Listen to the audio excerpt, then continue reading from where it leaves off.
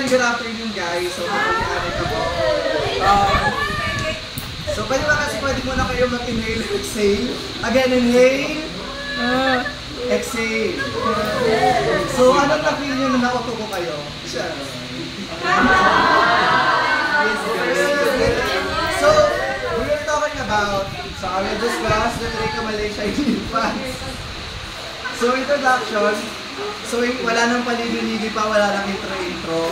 So, Rodrigo Malaysia, from the word Malaysia, comes from the Greek word malakia. Malakia, which means softness. So, in short, Rodrigo Malaysia is the abnormal softening of the trachea or the windpipe. Ating windpipe. So, kung soft imaw, ibig sabihin, Rodrigo natin is flexible and floppy. So, makikita natin Gusto pinanaw. So, ano the normal? Here's the cartilage, the green na to, the green. The normal airway na is letter C. C-shape imaw. C-shape, ang alang normal. So, kung may Tricha Malaysia imaw or softness of the tracheal, ay makaladoan ng shape. Ano imaw? Bow. Bow or letter D mga binatawag. So, dito to. So, maano sa ano nila, kapag may Tricha Malaysia imaw, bow doon ang shape, floppy, flexible imaw. Doon mo na. So, next one. So, risk and causative factors. So dalawa imaw. Mayroong imaw primary or congenital Tricha Malaysia or secondary or acquired Tricha Malaysia. First one sa primary ay impaired cartilage development. So, sa impaired cartilage development, since the cartilage had the provided rigidity, so ano rigidity? The firmness. Imaw ang support. Imaw ang support sa trachea para maging firm. So, kung impaired imaw, underdeveloped imaw, so paano magiging rigid or firm the trachea? So, ibig sabihin nun, weak to cartilage, that's why gasop or the weak doana. Next is the abnormal smooth muscle development. So, balik kita sa introduction. So, ito ang tinatawag na trachealis muscle o yung saan? Or yung smooth muscle na tinatawag. So, yung smooth muscle na yon is imaw help imaw para mapagawa mga bagay na gusto natin ipagawa sa ating lungs or sa ating trachea. Example nito is yung phlegma. During expiration, dito. Malito na ako. So, during expiration, ga-help imaw. So, ga-help imaw katon para mapagawa yung mga bagay na gusto natin ipagawa. So, yun to. Just like, doon nga, the phlegma. Imaw ang ga-help, especially for expiration, by contracting. So, example, kung may, ito do support muscle. Ito do support muscle, lagi ito yung trachea. Letter C, di ba? So, normal imaw. So, kung may gusto kitang so ito yung support muscle. So, kung ga-inhale kita, ga-dilate. Tapos, kung ga-expert kita, is ga-constrict imaw. Contract. The-contract imaw, ga-constrict imaw. That's why, nagkakaroon ng force, expiration, para mapagawa mucus or mga gusto natin ipagawa. Pero, dahil nga ni abnormal imaw, ay hindi natin mapagawa ng maayos do atong phlegma. That's why, naiiwan sa loob. Do yun. Next one.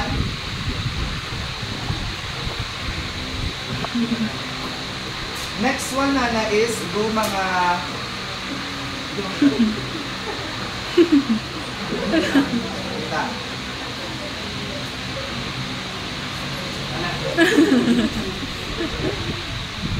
So yung next na is yung mga birth defects. Yan. Dito, mga associated congenital anomalies. So example nito is yung esophageal atresia or esophageal fistula. So So during ano kasi, overview. So during embryonic development, the esophagus, ag-atong trachea is nasa isang tube. Nasa single tube yung mga tinatawag na primitive foregut. The primitive foregut ngayon, kapag nagkakaroon ng error is nagkakaroon ng problem sa separation ng esophagus at ng trachea. So ang nangyayari is esophageal atresia ag tracheoesophageal na fistula. So ang atresia, from the word atresia, it is the absence or the close of specific na passage. So anong nangyari dahil nga there's an error in separation of the esophagus and the trachea, imbis na magka-connect to esophagus, nagkakaroon sila ng gap. That's what you call atresia. Nagkakaroon yung mga atresia, nagkakaroon yung mga gap. Close or absence ng opening ng passage, specifically the esophagus. So next one is the tracheoesophageal na fistula. From the word fistula, it is the abnormal connection or nagkakaroon ng abnormal passage between the two organs. So, meaning, dahil nga ni tracheoesophageal, so yung esophagus is nakakonect sa trachea. Gets? So ano nga nito ay atresia, esophageal atresia? Ganito. Hindi sila magkakonektado. Tapos, the tracheoesophageal fistula is yung esophagus is nakakonect doon sa trachea. Gets? Yeah. Next one is yung congenital heart defect. So specifically, example nito is yung vascular veins. So vascular veins specifically do major blood vessel which is the aorta. So yung aorta natin is nagkakaroon ng abnormal circle. That's why yung circle, luging. Kapalibot yung sa ating trachea. So dahil nga kapalibot imaw, nagkakaroon ng compression. That's why nakakompress do atong trachea. Na pwedeng ikalala with tracheomalacia. Siyempre, di ba, sok na ngani. So kung kakompress pa imaw, ito lalo ng ano. Next one is yung chromosomal abnormalities. Example nito is yung trisomy 21 or the Down syndrome. Diba? As we all know, ang mga tao na merong trisomy 21 or Down syndrome, ay mostly sa kanila is weak duan ng muscle and weak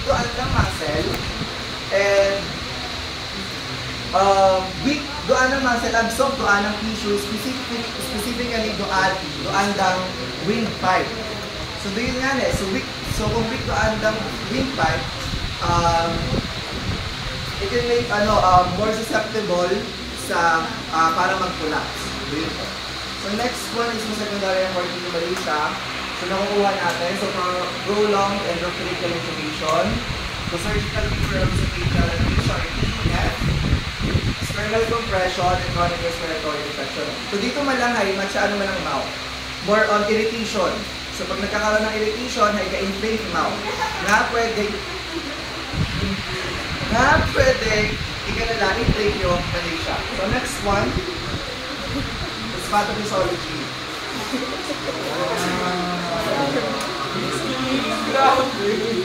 So let's explain. So first one is weakened structural support. Ang weakened structural support na ginamit ko ay do cartilage. So kung weak, so dahil nga na-impaired, so nga underdeveloped, gawin do structural support or do cartilaginous weak or cartilage. So dahil weak doon ng structural support, ang kanyang cartilage, high galos of rigidity, galos of firmness. So, the flappy mouth. So dahil nga so next one is dahil nga ni fluffy, ang soft mouth, ay nagkakaroon ng mga problem sa ating dynamic during breathing, leading to airway collapse. So example nito is yung kapag nag-ano tayo, kapag nagkakaroon tayo ng deep inhaling. Deep inhaling. So sa deep inhaling natin, since floppy atong trachea, imagine nyo, kapag uminom kayo ng straw, tapos sisip-sip kayo, hindi, kapag gamit kayo ng straw, tapos sisip-sip kayo sa isang tip na inumin, ano mangyayari? Di ba pwedeng mag-collapse? Pwedeng mayupi, do straw, dahil sa pressure sa loob, pwede mayupi. Like, susubsob kayo, di ba? Alam nyo naman yun. Basta doon yun. Doon ang nangyayari during deep inhalation. Ga-collapse yung mouth. Sa sobrang pressure. During deep inhalation. So ito naman, during forceful expiration, during nga so dahil sa trichomoniasis nga di ba ito yung normal. Tapos, dahil gasok limaw, na makaroon limaw, ito yung suporta, ito yung trachea. During expiration ay, di ba, okay. Tapos exhale, so wala nang natitirang butas. So, maikli na lang limaw. Okay, so maliit na lang butas na pwedeng pagbuwaan ng hangin. Tama, mali? Tama. That's why, nagkakaroon ng inhalation dahil nga sa forceful. So forceful nga pag-expire. Kasi nga maliit lang yung butas na pwedeng pagbuwaan. Do you to gets? Yes. Okay. So kung may air collapse, merong air trapping na hyperinflation.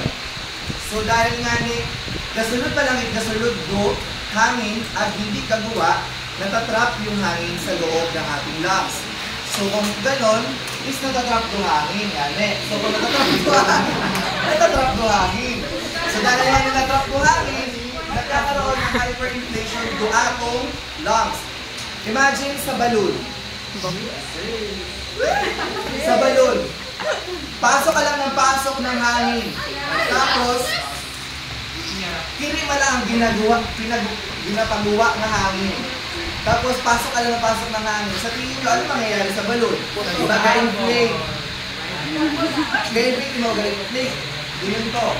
So, dahil nga imagine nyo, diba? Kapag inhale kayo ng inhale, tapos hindi mapagawa maayos duhangin, like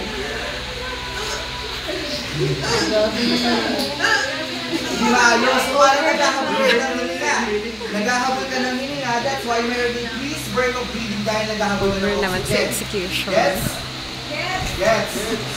Dapat na. So next is yung impaired nucleociliary clearance. So itong mga ciliary na to, just like sa ating ilong, it is a tiny hair like sa ating airway, lining sa ating airway, ga-prevent do mga gina-prevent na by sweeping up do mucus, do mga bacteria, mga dust na mapunta or matouch sa any lung issues natin. So, pero Lucilia nga to is hindi covered sa floppy nga cartilage or sa floppy nga trachea. So kung hindi covered, Lucilia nga ron, pwedeng hindi niya ma-prevent do lungs na maka-acquire it bacteria or infection. Kasi nga, do first nga doon sila behind ga-prevent sa mga sa mga infection. Kasi nga, pinasweep away na do mga bacteria or mga dust na makapunta sa lungs natin. So kung hindi magagana, pwedeng mapunta doon dust na yon or na bacteria sa ating lungs. Leading to infection. Yes? Yes. Ha? Hala. Inflammation and irritation cycle. Lastly, so dahil nga paulit-ulit do cycle, paulit-ulit do cycle, like habol ka lang ng habol. Nangininga. Ba't siya nai-irritate do atong nai-irritate do ating delicate lining, that's why ka-inflame him out. So do yun to. Do yun na lang ang pathophysiology namin. Next one. So, signs and symptoms kita. Signs and symptoms kita.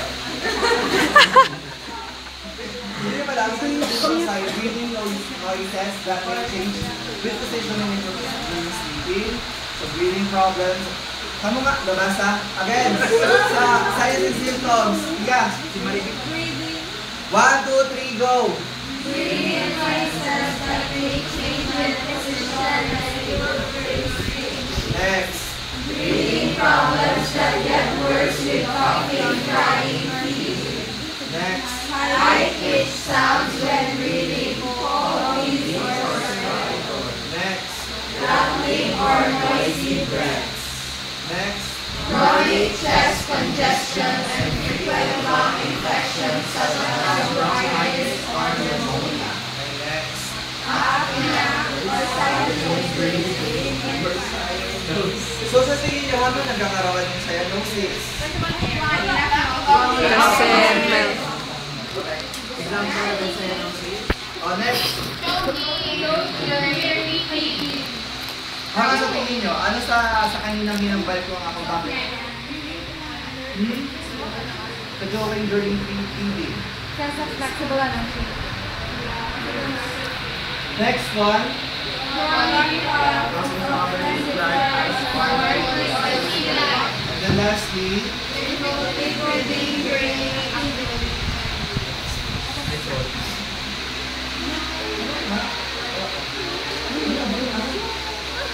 yung mga pictures yun.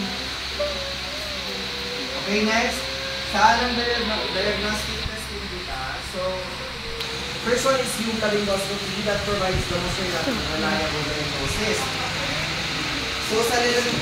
So sa laryngoscopy nga lang, from the word scopy, ay gina-examine or ginabi mo doon sa internal na body part. So here, sa laryngoscopy, ay gagamit kita is laryngoscope. So sa laryngoscope nga lang ay merong ilaw at merong camera. So by that ay binasulod mo sa atong mouth hasta sa atong pharynx or sa throat. So kapag napasok yung mouth dahil na may ilaw, bina-illuminate na do ating larynx, ating vocal cords, at do glottis natin or opening of the trachea. So kapag naano na yon, through that, ay binamonitor na do movement ng atong trachea. Gets? Yes. At doon mo malalaman, doon mo ma-identify if the trachea natin is floppy ba ibaw during breathing or the shape nana is letter C ba or normal or bow the shape nana. Next one is yung airway fluoroscopy. So ito, from the word fluoroscopy, from the word fluoroscopy, imaging technique ibaw na gayos it continuous na x-ray.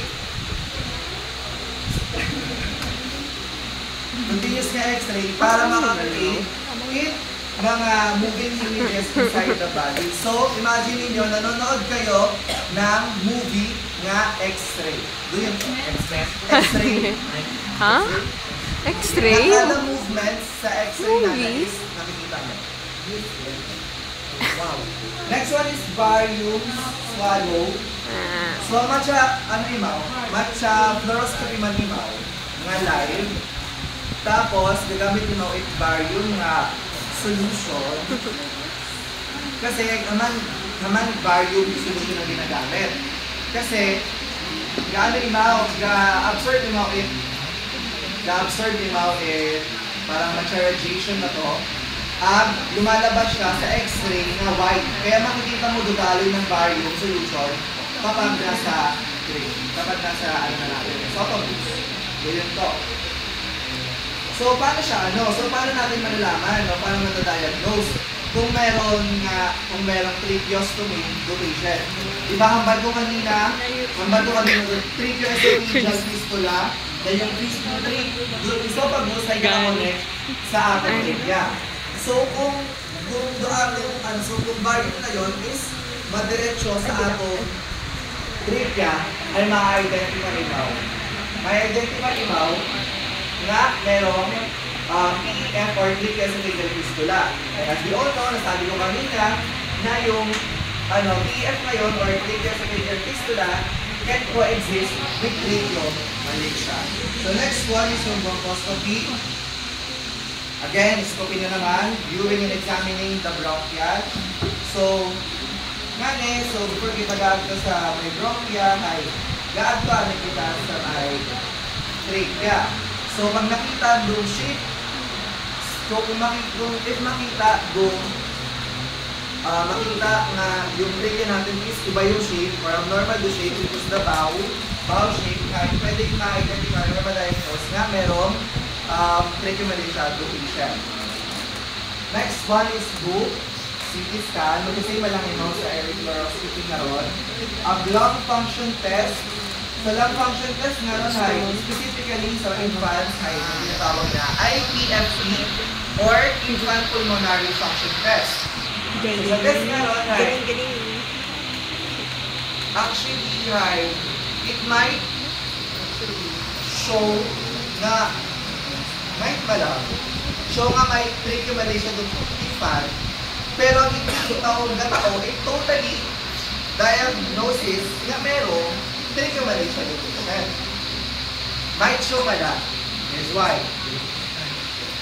The tracheomalacia abe ay, paano natin malalaman? Flappy mouth. Flappy doan ng trachea. Sa LFT malang, sa infant pulmonary, infant pulmonary function test, ay ga-assess malang imaw kung yung lungs mo is the work ba.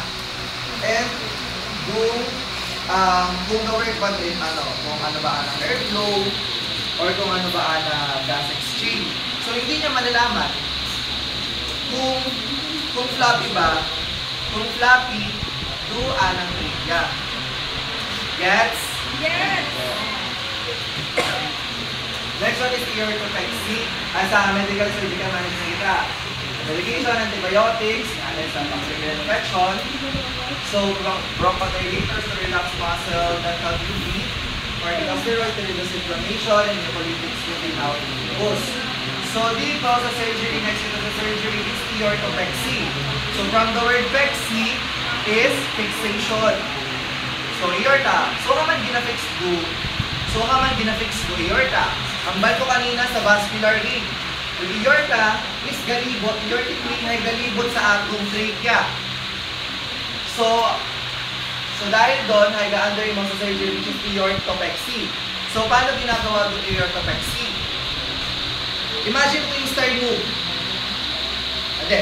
Yeah, the sternum, iya do aorta. Ito aorta. So imagine yung aorta is nakapalibot sa atong trachea. So ito yung sternum. So ang ginagawa sa aortopexy, itong aortic arch, yung posterior aortic arch is suture,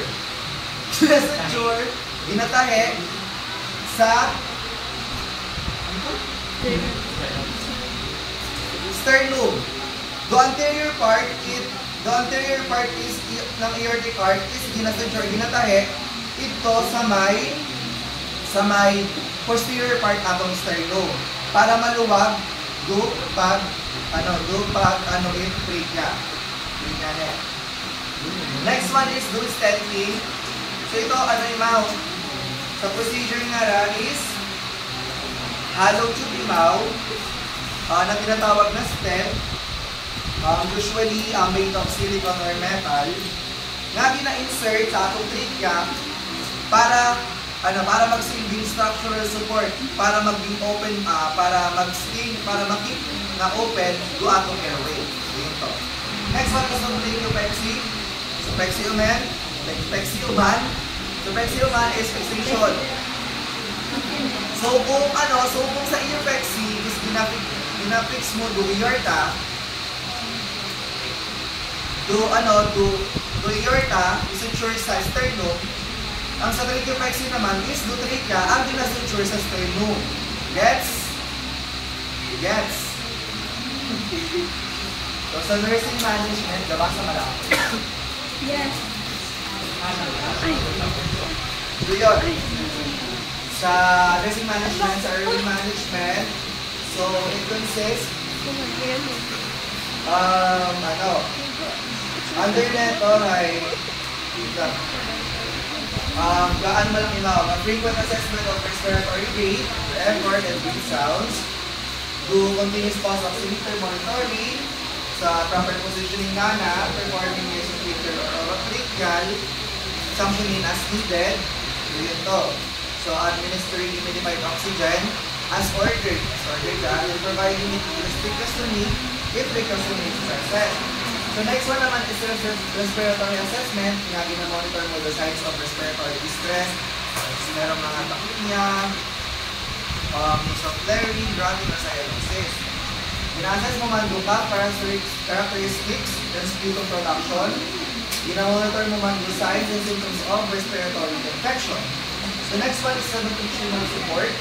Gina-observe mo lang iya do feeding tolerance and identify any difficulties kapag kaprimaw or choke. So implement ka man breathing strategies to minimize aspiration, ilauman donation, and monitoring weight and gain. We can do weight gain and growth. Ito. So, collaborate man ikaw sa healthcare team regarding alternative feeding method if needed, just like NGT or gastrostomy tube. So, comfort and emotional support man, next one is na-provide to man with and supportive environment. So, here sa comfort and emotional support, pwede mo i-advise the mother na kung pwede ay iwasan yung umiyak the baby. Kasi, pwede ikaw nga makapagpalalang pa doon sa tracheomalacia nata. The next one is the medication administration.